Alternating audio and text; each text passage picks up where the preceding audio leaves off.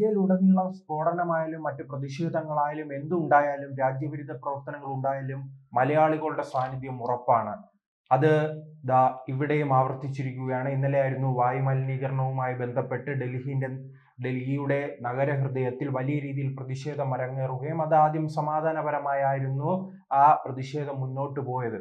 അതുകൊണ്ട് തന്നെ പോലീസ് വലിയ രീതിയിൽ സമീപനം പാലിച്ച് അത് വലിയ സംഘർഷത്തിലേക്ക് ഒന്നും പോയില്ല. അതിനിടയിലാണ് ഈ വിദ്യാർത്ഥികളിൽ നിന്ന് ചിലർ മാവോയിസ്റ്റ് അനുകൂലമായി മുദ്രാവാക്യം വിളിക്കുകയും പിന്നീട് പോലീസിനെ ആക്രമിക്കുകയും പോലീസിനെതിരെ പെപ്പർ സ്പ്രേ അടക്കമുള്ളവ ഉപയോഗിക്കുകയും ചെയ്തത്.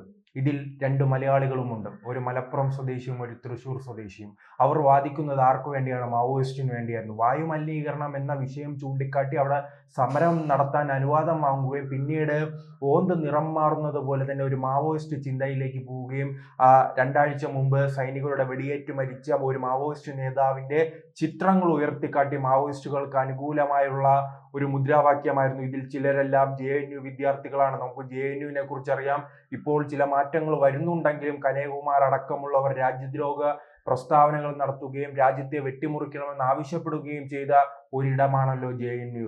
അവിടെയുള്ള ഇത്തരം നക്സലൈറ്റ് സ്വഭാവമുള്ളവർ, മാവോയിസ്റ്റ് സ്വഭാവമുള്ളവർ തന്നെയാണ് ഇന്നലെ ഡൽഹിയിലും ഈ മുദ്രാവാക്യം വിളിക്കുകയും പോലീസിനെ ആക്രമിക്കുകയും ചെയ്തത്. എന്തായാലും പോലീസിന്റെ കൃത്യമായ ഇടപെടൽ മൂലം തന്നെ ഈ പ്രതികളെ മുഴുവൻ പിടികൂടാനും അതോടൊപ്പം തന്നെ അവരെ കോടതിയിലൂടെ മുന്നിൽ ഹാജരാക്കി അകത്താക്കാനും കഴിഞ്ഞിട്ടുണ്ട്.